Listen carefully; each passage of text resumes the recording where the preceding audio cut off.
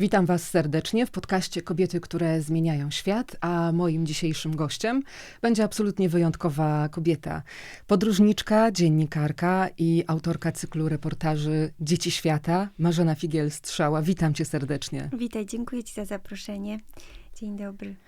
Chciałam zacząć od czegoś, co absolutnie mnie zszokowało, ponieważ według danych UNICEF-u i UNESCO 138 milionów dzieci na świecie pracuje, a 244 miliony nie chodzą do szkoły. I za tymi liczbami są konkretne historie. Ty właśnie opowiadasz te historie i dajesz dzieciom głos. Tak, po pierwsze te statystyki są moim zdaniem mocno uogólnione, dlatego że moje doświadczenie pokazuje mi, że wiele dzieci, które w ogóle nie ma dowodu osobistego, aktu urodzenia, pracuje w kopalniach, fabrykach czy na plantacjach, więc myślę, że śmiało możemy mówić o znacznie większej skali. No i też właśnie ja pokazuję to i sama też się tego uczę, że za każdą statystyką jest dziecko, które ma swoją historię, swoich rodziców, bądź ich nie ma. Przyszłość, która może być bardzo straszna lub która może ma jakąś nadzieję, jeżeli my zmienimy nasze przyzwyczajenia. Skąd w ogóle pomysł i idea? Czy to była jakaś taka wrażliwość, którą ty masz od początku na dzieci, czy po prostu moment, kiedy zobaczyłaś, że nie wszystkie dzieci na świecie mają dzieciństwo, postanowiłaś, trzeba wziąć to w swoje ręce?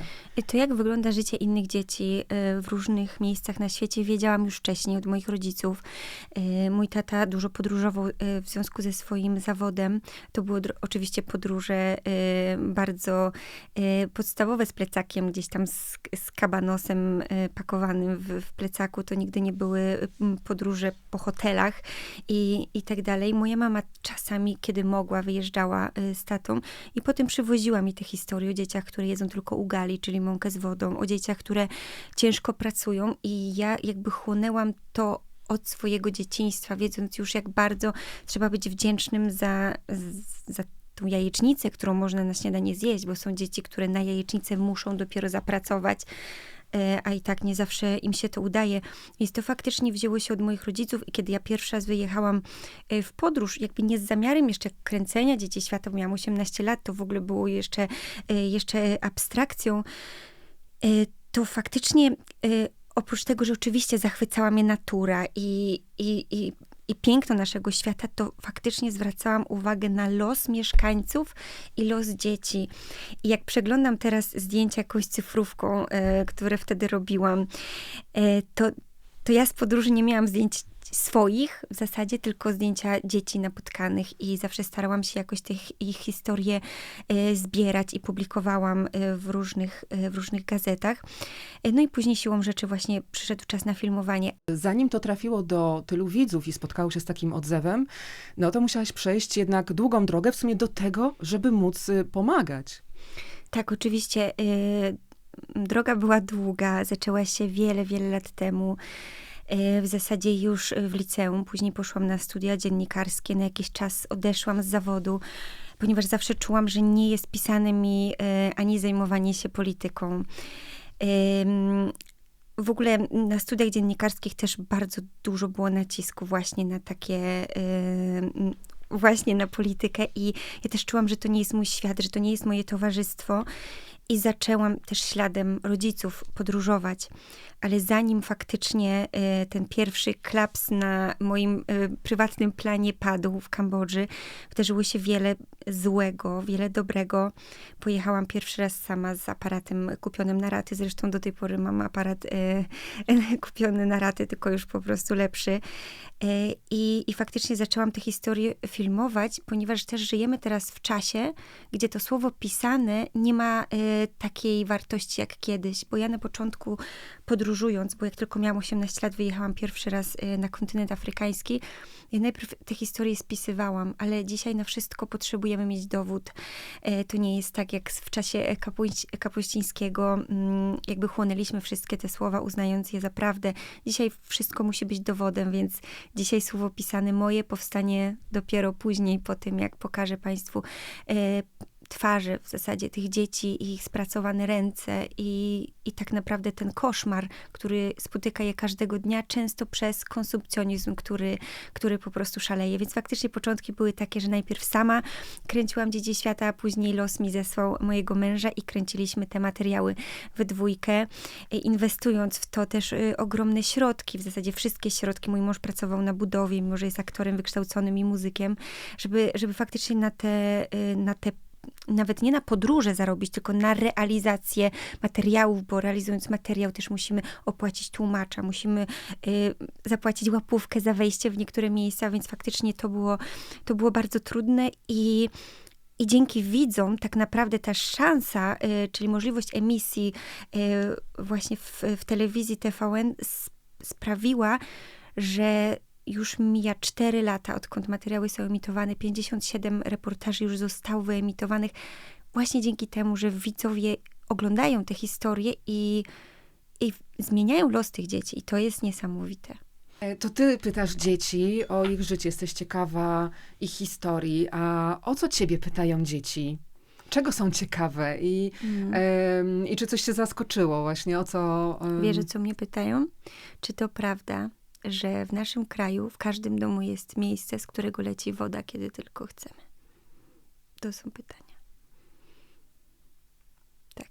Trudno się na to odpowiada, prawda? No mówię tak, mamy taki kran. I tam jest woda cały czas. Ja mówię tak. To jedno pytanie zadane mi wiele lat temu zmieniło całkowicie moje podejście w ogóle do tego, co mamy. Naprawdę każdy z nas zmaga się z trudnościami. Porównujemy się do ludzi, którzy mają wille, baseny, też influencerzy robią swoje w tej materii, chwaląc się nadkonsumpcją. I my, zwykli ludzie, patrzymy na to i myślimy sobie, ja mam stare mieszkanie, nie mogę sobie pozwolić na wyjście do restauracji w każdy weekend, czy do kina. Ale my naprawdę, jeżeli mamy dach nad głową, jeżeli mamy czym się nakryć i na czym spać i co jeść, to my naprawdę już jesteśmy bogaci.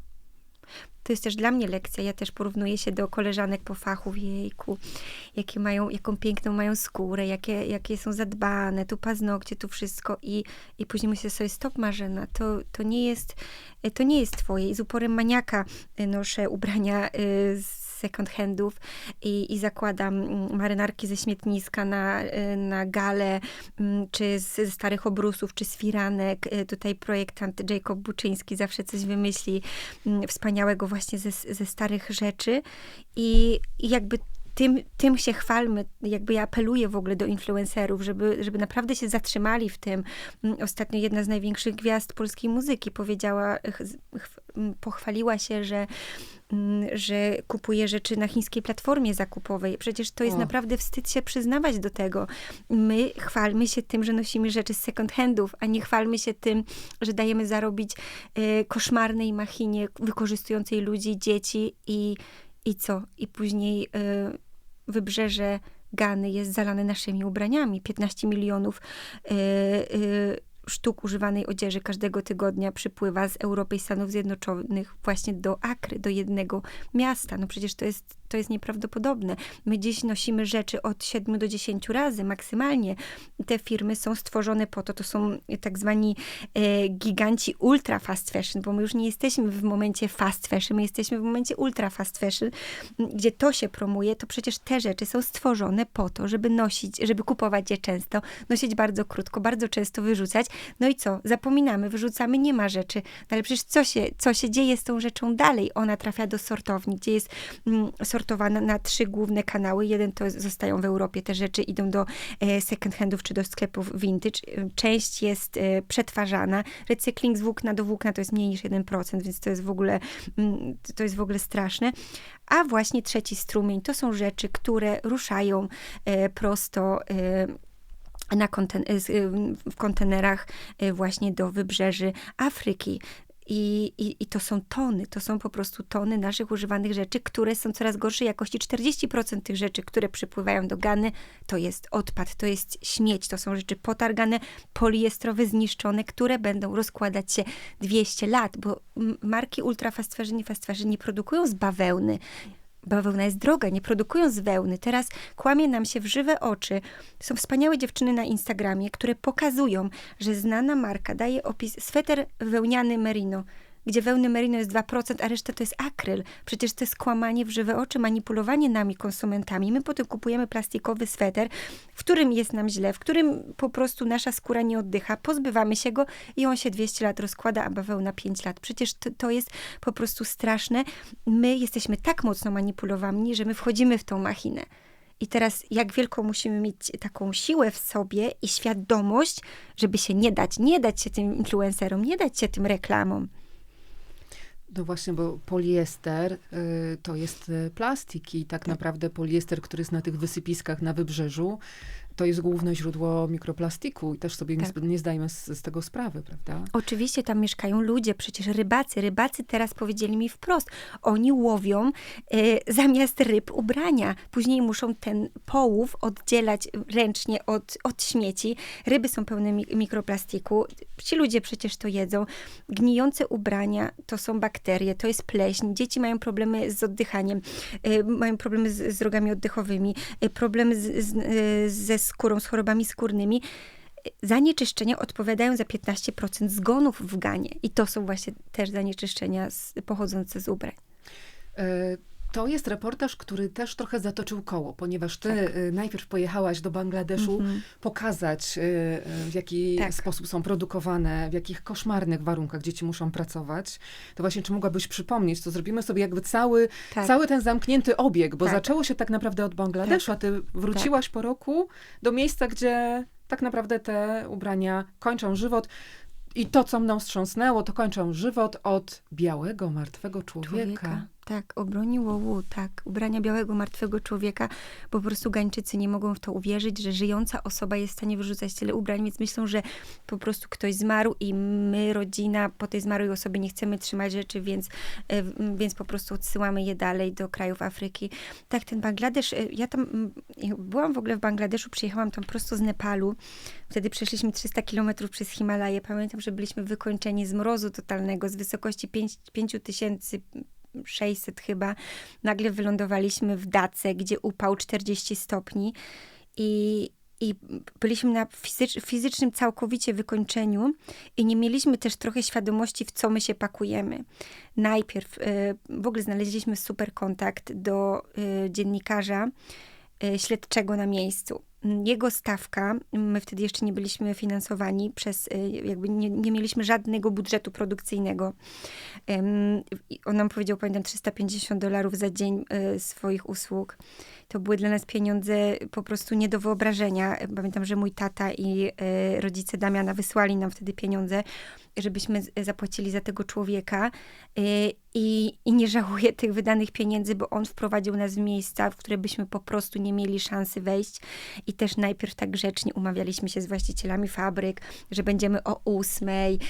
Po czym przychodziliśmy albo fabryka zamknięta na 4 spusty, albo przychodziliśmy na przykład pół godziny wcześniej i rządkiem dzieci wszystkie opuszczały fabrykę.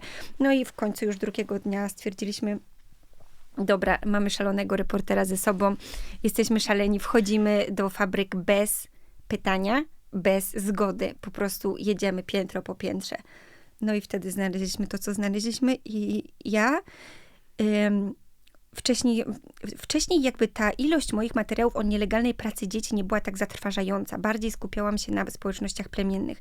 I od tego momentu, od wejścia w Bangladeszu do fabryk ubrań, gdzie dzieci szyły na przykład białe t-shirty, bez metek, bez niczego, to była taka podprodukcja, jakby zlecenie podwykonawstwa.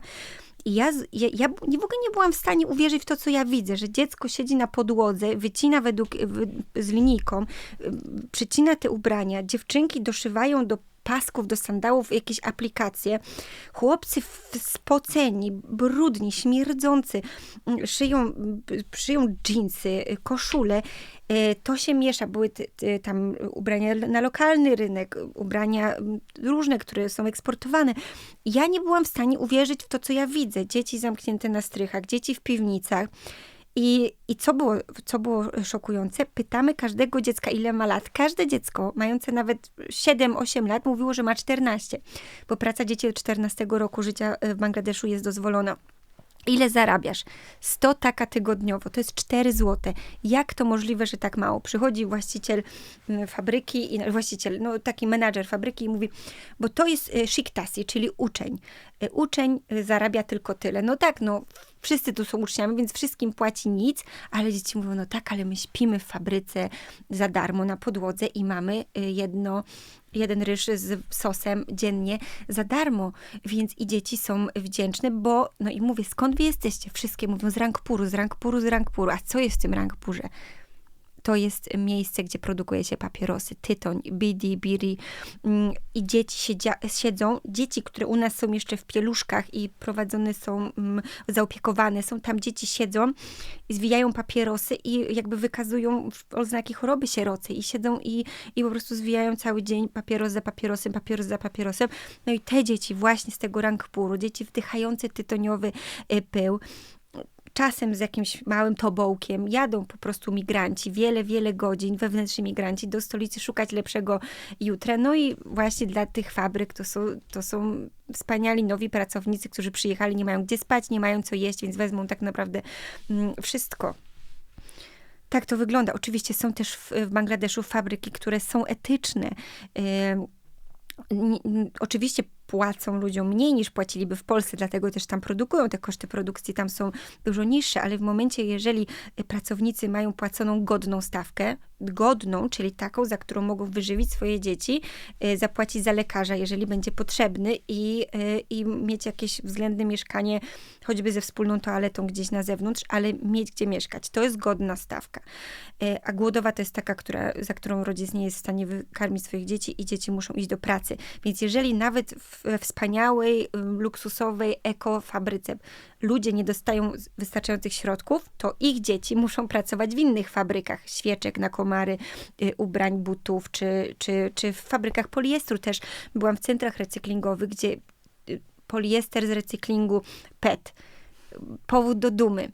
Marki się tym chwalą, ale w centrach poliestrowych w Bangladeszu, gdzie robione są nici poliestrowe, pracują dzieci przy segregacji tych plastików na niebieskie, przeźroczyste, pomarańczowe, zielone z różnych kolorowych napojów.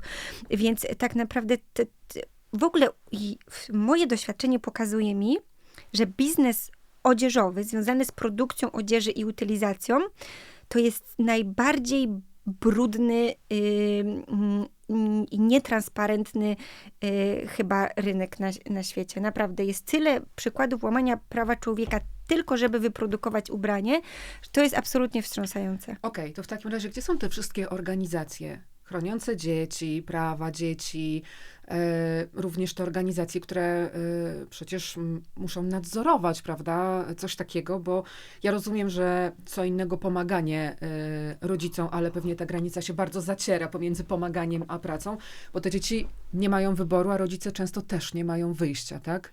To gdzie jest ten problem? Organizacje zawodzą, czy to my jako ludzie zawodzimy, bo to my nie mówimy sprawdzam, zależy mi na tym. Jak to wygląda?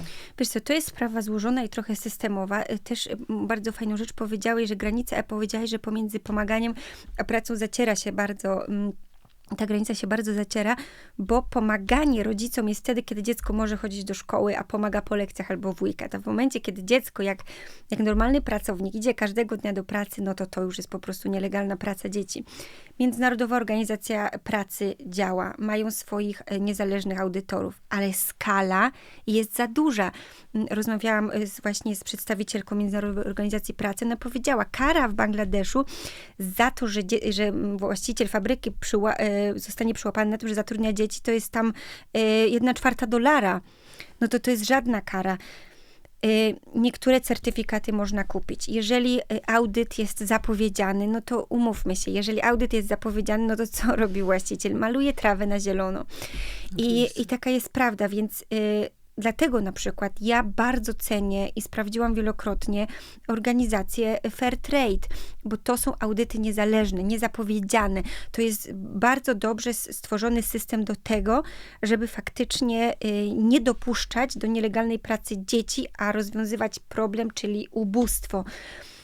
Ale tak mało, ile my możemy znaleźć, nawet w Polsce, rzeczy, z bawełny Fairtrade. Ile? Bardzo mało, ponieważ żadna marka nie chce zapłacić za tą bawełnę Fairtrade, bo to jest dodatkowy koszt. Ale Tak. Fairtrade kojarzy mi się z czekoladą, ale bawełna? Bawełna certyfikowana, są certyfikaty te świadczą takie bardziej środowiskowe, ale Fairtrade bawełna jest bardzo rzadka. Polska marka w Krakowie szyjąca Koko, ona ma właśnie koszulki z bawełny Fairtrade, ale to jest tak mała skala. Żadno fast fashion nigdy nie będzie miał certyfikatu Fairtrade, to jest oczywiste. Żadna duża produkująca czekoladę też nie będzie miała, aczkolwiek Tony Chocolonely jest taka czekolada bardzo słynna, która jest uznana za najbardziej etyczną czekoladę na świecie, bo nie dość, że mają swoje audyty, to jeszcze mają certyfikat Fairtrade. Nawet tabliczka tej czekolady jest podzielona nierówno, co ma właśnie symbolizować, jak nierówny jest podział zarobków przy produkcji kakaowca, ale bawełna Fairtrade jest spotykana niezwykle rzadko, ale ja mam kontakt z dziewczynami w Polsce, które mają swoje polskie marki. Na sobie mam koszulkę dziewczyny, która produkuje z bawełny bambusowej i to jest mała produkcja.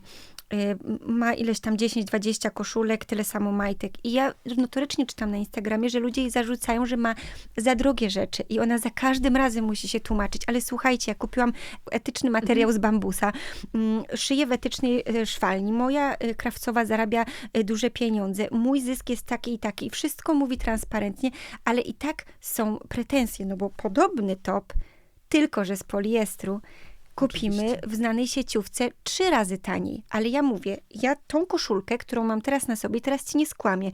Ja w niej nakręciłam przynajmniej 7 z 10 materiałów w tym sezonie. I ona dalej wygląda dobrze. Ona była zapocona, brudna i tak dalej.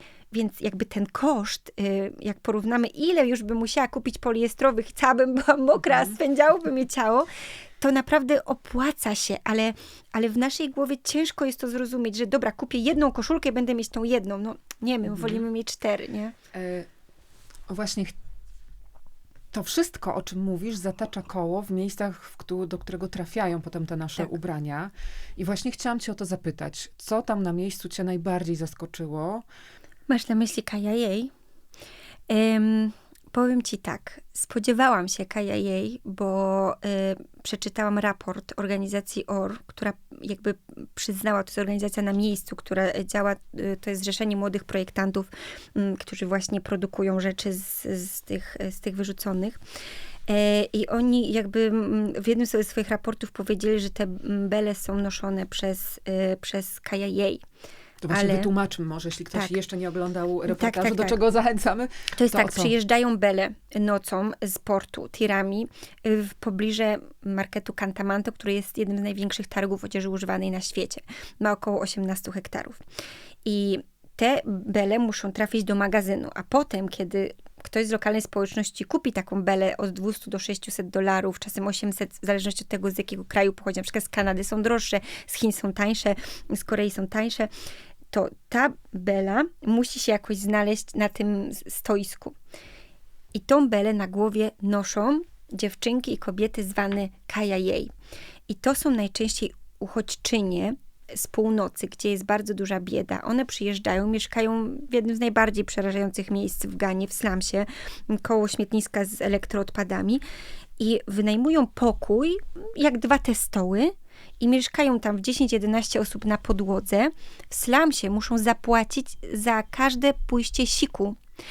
Muszą zapłacić naprawdę za wszystko, za każdą czynność, nie wspominając o tym, że nie stać ich na podpaski w momencie, kiedy mają menstruację. To jest po prostu dramat. I one od wschodu do zachodu słońca noszą bele. Bele ważą od 20 do 60 kg. Moja bohaterka, Natasza, nie była w stanie niektórych beli unieść, bo była niedożywiona, głodna. 11 lat, to jest dziewczyneczka, a ona pracuje od rana do nocy, została wysłana przez wujostwo właśnie, żeby zarobić pieniądze, bo nikt nie chce jej utrzymywać. Jej tata zmarł, który był wspaniałym człowiekiem i dbał o to, żeby chodziła do szkoły. Po śmierci taty wszystko się zmieniło. I to, co mnie zaskoczyło, to jak wiele na targu Cantamanto właśnie jest KIA 11-12-letnich. To są dziewczynki, które powinny być w szkole. Fundacja OR kilka miesięcy temu wypuściła raport, z którego wynika, że dochodzi do złamań szyi, urazów kręgosłupa, pracują podczas malarii, dochodzi do gwałtów. One są traktowane bardzo źle, bo żyją właśnie jakby ciężko pracują, ale też są społecznie marginalizowane. Jeżeli byśmy byli w Indiach, to uznalibyśmy, że kajai to jest najniższa kasta po prostu. To jest bardzo trudne życie tych dziewczynek i to jest szokujące, że nasze ubrania nie tylko trafiają na rynek Kantamanto, 40% z nich jest w tak złym stanie, że trafia na plażę, gdzie gnije przez kilkaset lat, ale że właśnie te nasze ubrania miażdżą kręgosłupy dziewczynek z Gany. I teraz co można zrobić? Bo ona nie chodzi do szkoły. Tak jak większość dzieci, które muszą pracować, po prostu Tak. nie chodzą Tak. do szkoły. Tak. Co można dla niej zrobić? I też od razu pytanie, co my możemy zmienić? Czy bardziej świadomie wybierać właśnie ubrania? W jaki sposób postępować, żeby nie doprowadzać do tej sytuacji i związanej z ekologią, i związanej z pracą dzieci? I jak możemy tej dziewczynce pomóc? Więc tak, jeżeli zrobimy jedną rzecz, jedną jedyną, czyli uświadomimy sobie, że nic nie spada z nieba i każda wyprodukowana rzecz ma gdzieś swój początek i swój koniec, to już bardzo przyłożymy się do tego, że świat będzie wyglądał lepiej, bo to, że ubrania przypływają do Gany, to jest dobre dla lokalnej ludności. Tam 30 000 ludzi pracuje na markecie Kantamanto. To są ludzie, których nie stać na nowe ubranie ze sklepu. To oni potrzebują naszej używanej rzeczy, ale oni nie potrzebują naszych śmieci. Więc jeżeli my, zanim klikniemy przycisk kup teraz, zastanowimy się, czy ja tej rzeczy potrzebuję, czy ta rzecz została etycznie wyprodukowana. Jeżeli poświęcimy 10 sekund na wpisanie w raporty transparentności Fashion Checker lub Good on You, 2 strony internetowe, wpisujemy markę. Jeżeli wyskakują nam 3 czerwone buźki, smutne, to znaczy, hej, nie będę wspierać tej marki. I to jest już, co możemy zrobić. Nie zmienimy życia wszystkich kajajej, ponieważ kajajej dalej będą pracować. Będą nosiły nawet dobrej jakości nasze ubrania używane, będą nosiły warzywa, owoce, czy wszystko to, co przyjdzie im nosić na targu. Możemy uratować Nataszę, opłacając jej roczny koszt powrotu do domu i edukacji i dbać o nią, żeby faktycznie ta pomoc nie skończyła się po roku, tylko jeszcze i jeszcze. Każde uratowane życie ma znaczenie, nawet jeżeli to jest tylko jedna kajajej. Ty bardzo często mówisz o tym, że świata się nie da zmienić, ale to jedno życie Tak. i całe pokolenie, tak? Tak, zmiana jednego życia to jest zmiana kolejnych pokoleń, ale też jakby ja sama zmieniłam siebie dzięki moim bohaterom, bo ja też byłam studentką, ja też szłam do galerii, kupowałam top za 9,90. Ja też tak robiłam. Moje śmieci także są w Ganie. Bardzo poruszający reportaż na mnie zrobił ogromne wrażenie z Gany, z plantacji kakao, gdzie dzieci nie chodzą do szkoły, tylko muszą pracować przy zbiorze kakao. Wcale też to jest dodatkowo nie tylko ciężka praca, ale też niebezpieczna. No i jak się okazuje, to bardzo mało opłacalna. Bardzo mało opłacalna. Dzieci pracują przede wszystkim bardzo ryzykując swoje zdrowie, bo pracują wśród pestycydów i też używają maczet. Są rany cięte, są problemy zdrowotne. Rodziców nie stać na opłatę szpitala. I faktycznie to jakby w wioskach kakaowych, w tym rejonie, gdzie kakao jest uprawiany, jest normalne. Po prostu każde dziecko pracuje na plantacji. Dzieci wychodzą wcześniej ze szkoły. Ja w ogóle ten materiał zaczęłam od tego, że poszłam do szkoły lokalnej i zapytałam dzieci w klasach, ile z nich pracuje. I wcześniej byłam zapoznana z najnowszym raportem Międzynarodowej Organizacji Pracy, z którego wynikało, że około 45% dzieci pracuje na plantacjach. Ale w tej szkole 100% dzieci podniosło ręce do góry. 100% dzieci tak naprawdę pracuje. Też w szkole program wyżywienia rządowy jest tak mały, że dzieci są głodne, dzieci są apatyczne. Potem po tym całym ciężkim dniu pracy, one idą ciężkim dniu pracy, one idą do domu. Czasem w tym domu dalej nie ma jedzenia. I tak krąg się zamyka. I co jest najbardziej szokujące, że one właśnie pracują przy zbiorach kakaowca, który idzie na eksport. No i właśnie te największe marże, największy zarobek jest na przetwórstwie, a przetwórstwo już dzieje się poza granicami Gany. Więc tak naprawdę ci ludzie, którzy pracują na początku łańcucha, dostają najmniej. Zresztą jak zwykle. Ile dostają? Ile te dzieci zarabiają? Wiesz co, nawet dzieci nie dostają wypłaty tak naprawdę. Dzieci dostają czasem posiłek, czasem fufu. To nie jest tak, że dzieci dostają jakąś wypłatę. Na przykład rodzic, którego dziecko pracuje, po prostu tam dorzucą mu troszeczkę, ale jak mały to jest zarobek, to świadczy choćby fakt, że ubezpieczenie roczne zdrowotne kosztuje 2,50 na złotówki. I rodzice nie są w stanie wykupić tego ubezpieczenia, ponieważ priorytetem jest, żeby dziecko nie umarło z głodu. Więc jak ma 4 czy 5 dzieci i też słyszę komentarze, to niech tyle nie rodzą, ale to nie od kobiety zależy, czy ona nie ma prawa odmówić w wielu społecznościach w krajach Afryki, zresztą nie tylko, nie ma prawa odmówić stosunku swojemu mężowi, więc te dzieci faktycznie się rodzą. I priorytetem matki jest je nakarmić, a na ubezpieczenie zdrowotne już często nie starcza. No właśnie, to co w przypadku czekolady możemy zrobić? Bo są różne certyfikaty, często nie zwracamy na to uwagi, albo w ogóle nie mamy o tym pojęcia. Więc w jaki sposób sprawdzić i w jaki sposób pomóc? Jedynym certyfikatem, który tak naprawdę skupia się na tych kwestiach społecznych, a nie środowiskowych, to jest certyfikat Fairtrade.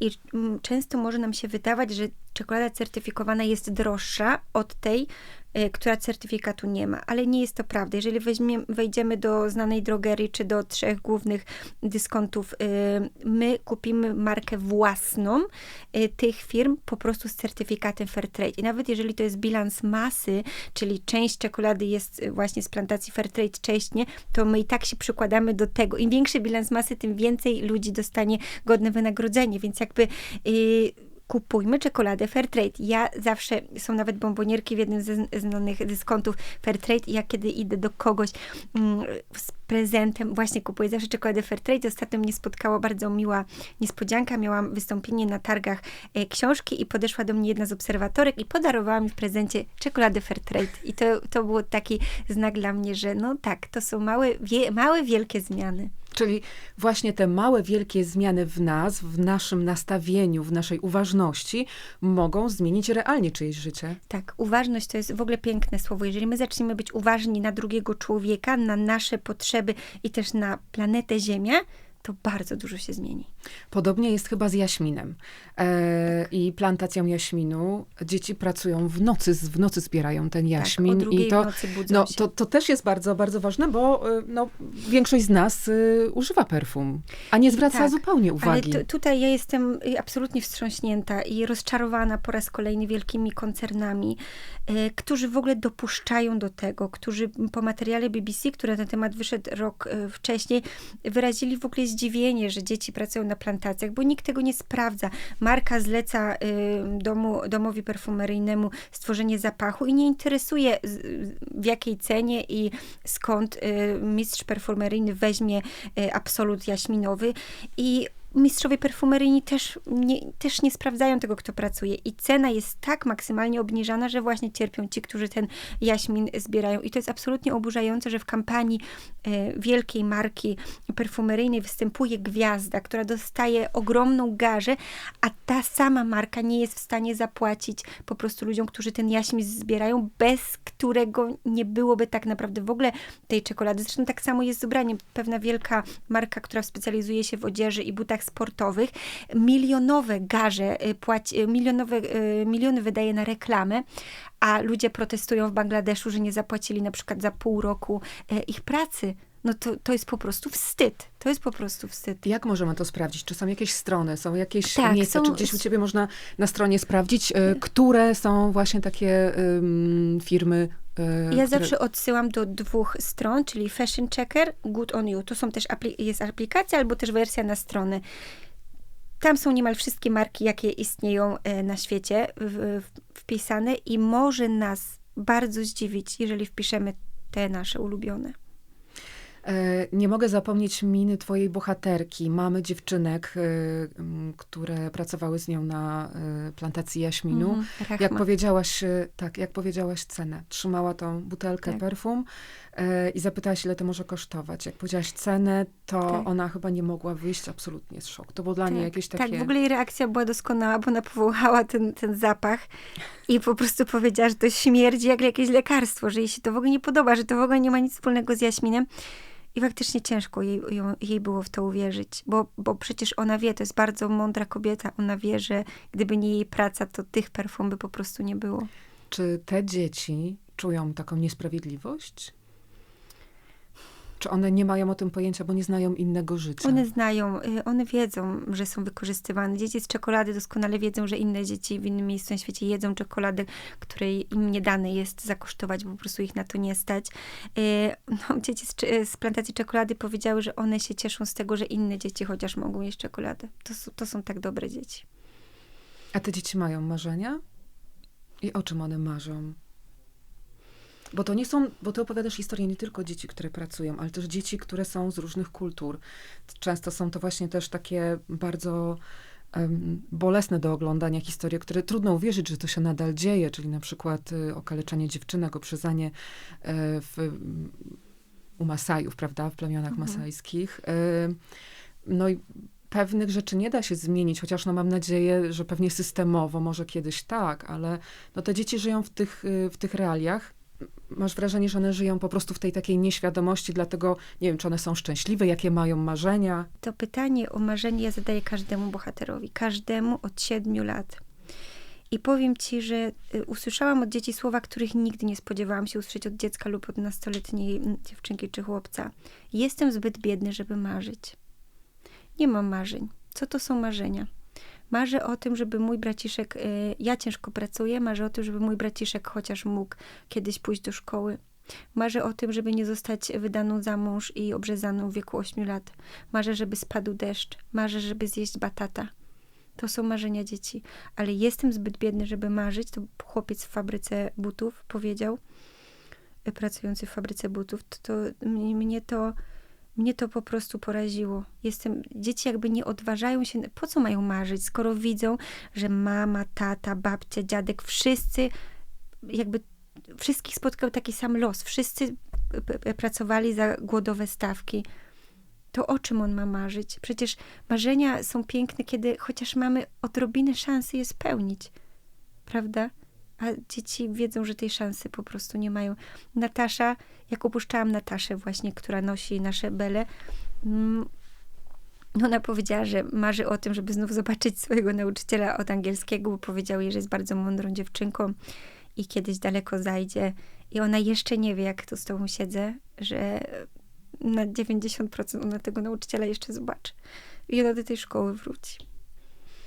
To teraz powiedz, jak możemy pomóc? Bo rozumiem, że ty przekazujesz, opowiadasz tę historię, ale to też otwarte serca ludzi, którzy wspierają te dzieci. To jak można pomóc, jak można zaadoptować dzieci, które dzięki tej pomocy będą mogły wrócić do szkoły i nie będą już musiały pracować. Tak, bo ta edukacja jest tutaj kluczem, czyli my się skupiamy na tym, żeby dziecko chodziło do szkoły, a potem już sobie poradzi.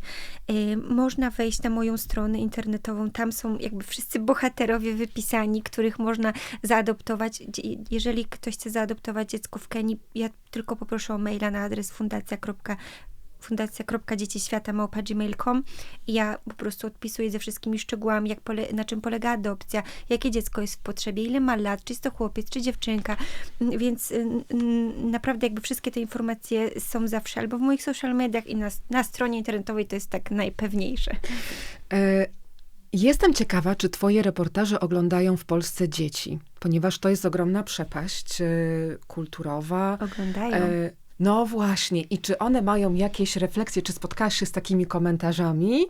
I czy masz takie wrażenie, że też trochę zmieniasz ich nastawienie do świata i może wzbudzasz w nich jakąś taką refleksję?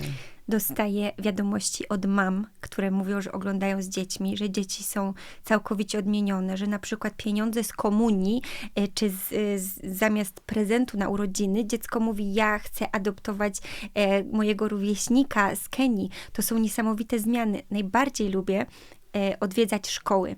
Są dzieci małe w klasach tych 2., 3., 4. klasa, które są bardzo wrażliwe, które mówią, ja oddam moje budki, bo tamte dzieci nie mają. To są po prostu najsłodsze dzieci i nastolatkowie, którzy jak przychodzę do nich, to na początku mają mnie w nosie, w ogóle ich nie interesuje, a pod koniec panuje taka cisza. I potem siedzę 1,5 godziny, odpowiadam na ich pytania, mimo że już dawno powinni iść do domu. I to jest piękne, bo kiedy nastolatek zda sobie sprawę, jak bardzo jest manipulowany do kupowania, to też są dzieci, które sobie pomyślą, o kurczę, jednak to wcale nie jestem gorszy, bo ja nie mam firmowych butów, mimo że może ktoś mu tak kiedyś powiedział, ale on wtedy wie, nie, wcale nie jestem gorszy. Jak ty się czujesz z tym, że patrząc na to wszystko, co się dzieje, ty realnie zmieniasz świat? Wiesz, teraz skończyliśmy kręcić sezon, w którym 10 odcinków będzie. To jest więcej o 2 niż zazwyczaj. I kiedy wróciliśmy z Mauretanii, gdzie kręciliśmy materiał o dziewczynkach tuczonych siłą, żeby wydać je za mąż. I to był właśnie też ten set, w którym byliśmy w Ganie na plantacjach kakaowca i właśnie śledziliśmy, co się dzieje z naszymi używanymi ubraniami. W tą pracę też zaangażowane są małe dziewczynki i byliśmy tak fizycznie i emocjonalnie wyczerpani, że jakby podaliśmy w wątpliwość, czy my jeszcze damy radę nakręcić jakikolwiek odcinek kiedykolwiek. I pojechaliśmy do Kenii, bo zawsze staram się, żeby ostatni odcinek, albo przynajmniej jeden w sezonie, był o widzach, o tym, jak oni pomagają. I wróciłam do Iten po roku. Tam jest aż 100 dzieci, znaczy już dużo więcej zaadoptowanych na odległość przez właśnie rodziny z Polski. I pojechałam tam z listami od polskich rodzin do dzieci, które całkowicie są odmienione, ponieważ to były dzieci zagłodzone. To były dzieci głodujące, nie mające wody, nie mające jedzenia, nie mające butów, trenujące, bo to są wszyscy przyszli olimpijczycy, to jest miasteczko biegaczy w Iten, nie mieli skarpetek. Biegały te dzieci na bosaka wiele kilometrów, mdlały. I teraz te dzieci są zaopiekowane, jedzą 2 posiłki dziennie, mają buty, mają strój treningowy i to wszystko za 670 zł rocznie. I po prostu pojechaliśmy tam, że jakby dla widzów, żeby zrobić odcinek dla widzów o widzach. I ten pobyt w Kenii odczarował nam znowu wszystko. I my tak siedliśmy z Damianem i widzisz, po prostu warto. Zobacz, ci ludzie jakby nas kochają i nam dają takie poczucie wdzięczności, ale te dzieci mówią, my wiemy, że za wami jest batalion ludzi, batalion innych ludzi.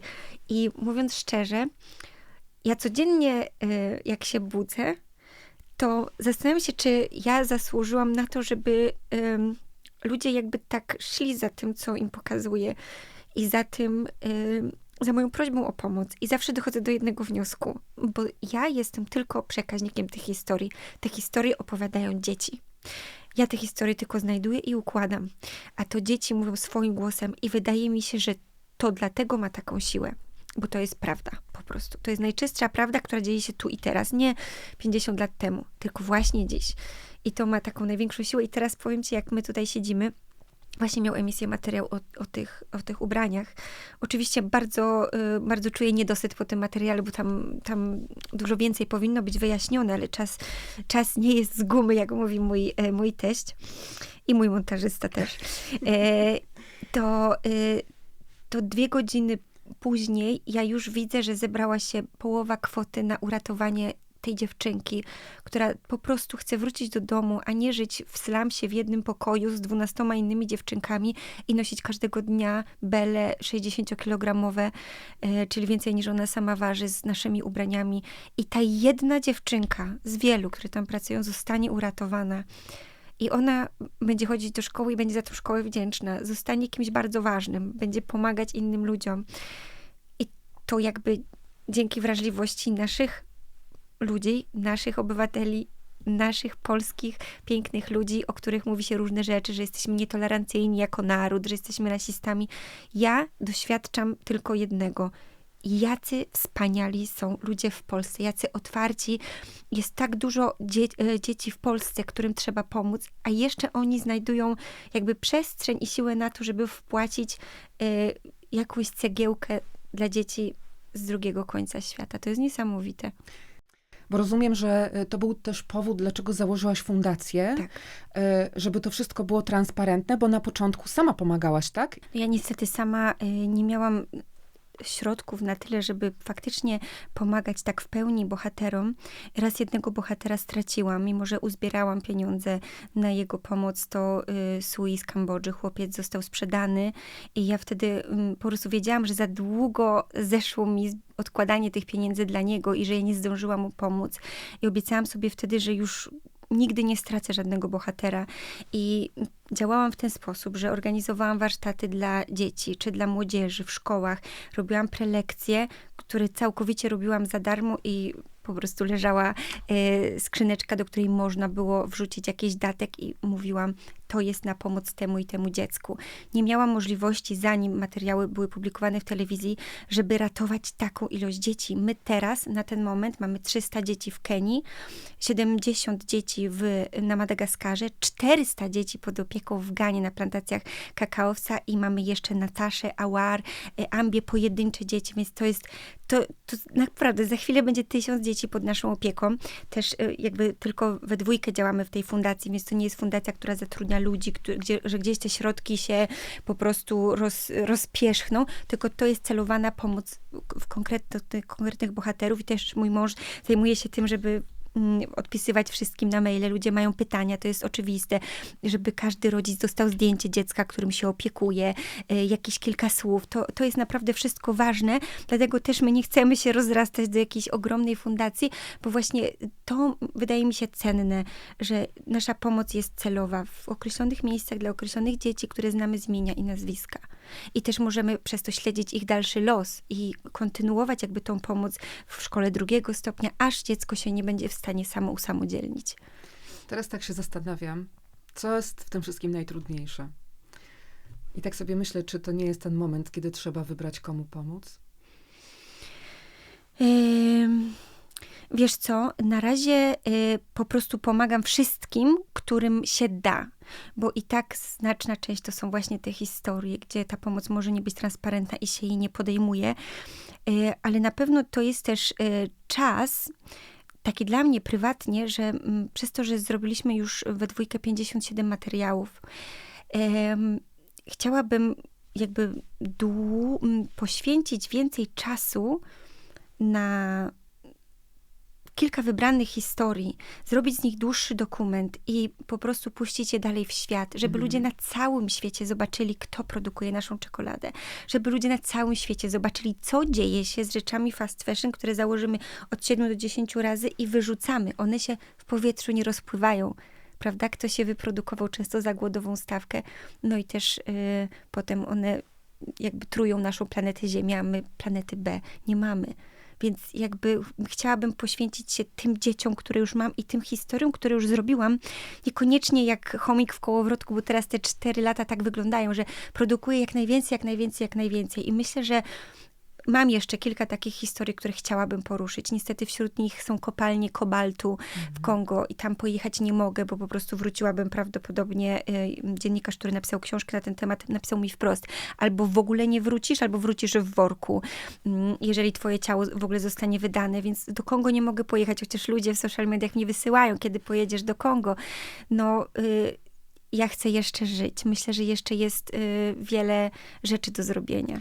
Bo powiedziałaś o tym ryzyku, żeby nie jechać do Konga, ale ty bardzo często ryzykujesz, jak oglądam twoje reportaże, czy plantacja kakao, czy Bangladesz, tak samo kopalnia Miki. Ty tak naprawdę i twój mąż, który jest operatorem, bardzo ryzykujecie. Czy ty się nie boisz? Zdarzało się, że zostałam gdzieś tam wyrzucona, gdzieś tam był areszt, musiałam się tłumaczyć. Ja zawsze znajduję dobre wytłumaczenie, jednak lata przepracowane w teatrze też mnie nauczyły pewnych zachowań. Najbardziej chyba niebezpieczne miejsce, w którym byliśmy, to było złomowisko statków, wybrzeże Bangladeszu, gdzie od wielu, wielu lat nie został wpuszczony żaden dziennikarz.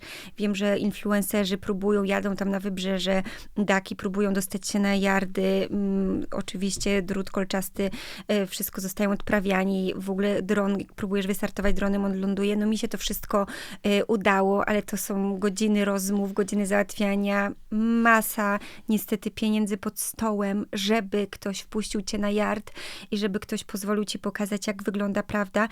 Ale i jeszcze drugie niebezpieczne to były kopalnie szafirów na Madagaskarze. To był moment, gdzie trzęsły nam się tak ręce i nogi, że jak wsiedliśmy do auta i odjechaliśmy stamtąd i faktycznie tam 3 kilometry przejechaliśmy, wiedzieliśmy już, że być może się uda. Jeszcze główny mafioza dał mi wywiad on record, bo go zmanipulowałam, że jestem wielką fanką szafirów i że chcę, żeby mi opowiedział, jak wygląda wydobywanie. i on się chwalił w ogóle, że dzieci zatrudnia, więc to było w ogóle absurdalna rozmowa. Ale przydały się umiejętności aktorskie. Przydały się wtedy umiejętności aktorskie, ale bardzo się tam baliśmy, że zabiorą nam właśnie sprzęt. Czasem na lotniskach bardzo się boimy. Robiliśmy o plantacjach trzciny cukrowej, gdzie usuwane są macice na tych plantacjach dziewczynkom, fabryki papierosów, fabryki ubrań. Baliśmy się, że na lotnisku po prostu nam zabiorą karty. Nic takiego się nie stało, ale wydaje mi się, że dlaczego my się nie wycofujemy? Bo lokalna ludność cieszy się, że my przyjechaliśmy. I kiedy ja wiem, że ci ludzie, o których opowiadamy historię, chcą, żeby ich historię opowiedzieć, czasami płaczą z radości. W końcu ktoś przyjechał, oni wiedzą, że biały człowiek z kamerą, no to jest reporter. I oni są szczęśliwi, ktoś opowie naszą historię, ale często mówią, nie wierzymy ci, że nam pomożesz. Już był tu ktoś, coś tam nakręcił, obiecał pomóc i nigdy nie wrócił.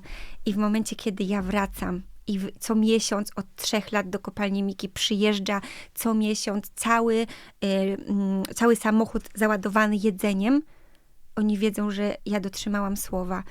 I naprawdę dla mnie, ja się boję jednego momentu, kiedy przestaną być materiały emitowane w telewizji, to jak ja dam radę dalej utrzymać pomoc dla tylu dzieci. Ale coś wymyślę. Na pewno. Dziękuję ci. Mówiłaś, że były chwile zwątpienia. Ja cały czas myślę o tym ryzyku, bo to jest ogromne ryzyko. A dalej to robicie. Wiesz co, to też nie jest jakby do końca zdrowe, jakby jak popatrzeć na to realnie, ale też ja jestem osobą ze zdiagnozowanym ADHD i nie od dziś wiadomo, że właśnie osoby z tą neuroróżnorodnością doskonale sprawdzają się właśnie jako reporterzy, czy wojenni, czy właśnie jako ratownicy medyczni. Ja w terenie się czuję jak ryba w wodzie, a te wątpliwości najbardziej wiążą się jakby z naszym małżeństwem i z moim mężem, ponieważ mój mąż nie urodził się z myślą o tym, żeby być operatorem i ryzykować swoje zdrowie i życie. I ja widzę, że jego to bardzo wyniszcza, że on nie znosi tego tak dobrze jak ja. Był moment na plantacjach kakaowca, że on nie był w stanie kręcić. On był tak fizycznie wykończony, emocjonalnie. Jak zobaczył te dzieciątka, te przepiękne dzieci z wielkimi oczami, które chodzą z maczetami i jakby pracują na początku produkcji naszej czekolady, to dostał paraliżu, jakiegoś załamania. On usiadł pod chatą jednej z dziewczynek i po prostu siedział. Ja wzięłam tego gimbala, tą kamerę. Niestety nie mam takich zdolności operatorskich jak on. On po prostu jest w tym świetny. I ja po prostu do utraty tchu ja historię opowiem, ale ja się w tym momencie martwię o niego, czy on będzie w stanie dalej to kręcić. Wydaje mi się, że w takim systemie, takiego stresu, bo też na nim jest największa odpowiedzialność, jeżeli ktoś od niego coś chce, to ludzie go szarpią, dawaj pieniądze. W operatora ktoś rzuci kamieniem. Ile razy mój mąż dostał kamieniem, to tylko on wie. Mnie nikt nie tyka. Dla mnie są ludzie bardzo dobrzy. Włosa wyrwą, bo jest, wiesz, biały. Tak, więc to tylko to. A mój mąż jest bardzo obciążony tym. Teraz nawet poszedł na terapię, żeby próbować sobie jakoś z tym poradzić. I też jakby muszę się zatroszczyć o tą najbliższą mi osobę, bo ja wiem, że ja jeszcze bardzo wiele zniosę, bo ja to kocham, ja to chcę robić. Ale nie wiem, czy po prostu nasz duet w pewnym momencie może przestać być wystarczający, że po prostu przydałaby się trzecia osoba do pomocy, czy drugi operator, czy dźwiękowiec, ktoś, kto po prostu jest z nami i nam po prostu może pomóc. Czego nauczyły cię dzieci świata i czy twoje życie się zmieniło? Jak porównujesz to sprzed reportaży, sprzed tego, co zobaczyłaś? Dzieci świata nauczyły mnie, jak mam żyć. I tak też będzie się nazywać moja książka, jeżeli ją kiedykolwiek skończę. Dzieci świata nauczyły mnie, jak żyć szczęśliwie, mimo bólu, który nas otacza, mimo tęsknoty za bliskimi, których straciliśmy. Każdy z nas zmaga się z pewnymi rzeczami, ale naprawdę niektóre dzieci modlą się o to, żeby spadł deszcz. I zawsze jak pada deszcz, ludzie marudzą, o znowu zła pogoda. Sobie myślę, wiesz, Awar, dziewczynka z plemienia Turkana idzie 7 kilometrów do wyschniętej rzeki z łopatą, żeby wykopać z jego dna trochę błota i żeby się napić. Więc jakby cieszmy się nawet na ten deszcz. I tak zmieniło się twoje życie, że doceniasz, a masz takie poczucie, że bardzo często nie doceniamy tego, co mamy, a bardzo często mamy za dużo? Mamy za dużo, każdy z nas ma za dużo, ja też mam za dużo. To jest jakby...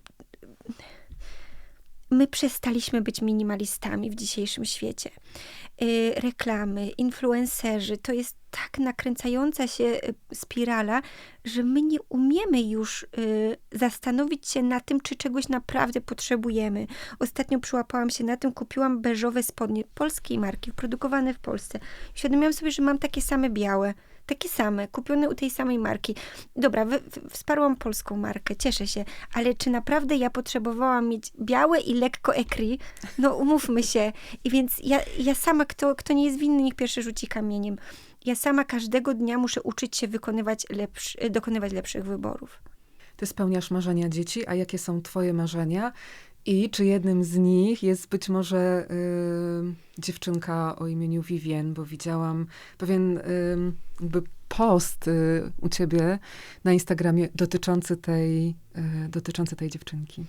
Tak, moje marzenie jest mocno związane z Vivien i w ogóle z osieroconymi dziećmi w Iten, właśnie w tym miasteczku biegaczy. Chciałabym bardzo wybudować dom dziecka, dać też pracę kobietom, które bardzo tej pracy potrzebują, miejscowym, które często odeszły od przemocowych mężów, bo tam jest przyzwolenie na przemoc wobec kobiet i dziewczynek. Wybudować dom, w którym dzieci będą się czuły bezpiecznie, bo w tym miasteczku nie ma sierocińca i dzieci chodzą od sąsiada do sąsiada, prosząc o nocleg. No, to jest naprawdę straszne, bo nawet nie mają tego swojego łóżka, żadnej bezpiecznej przestrzeni, tylko śpią na podłodze, tydzień u jednego sąsiada, tydzień u drugiego.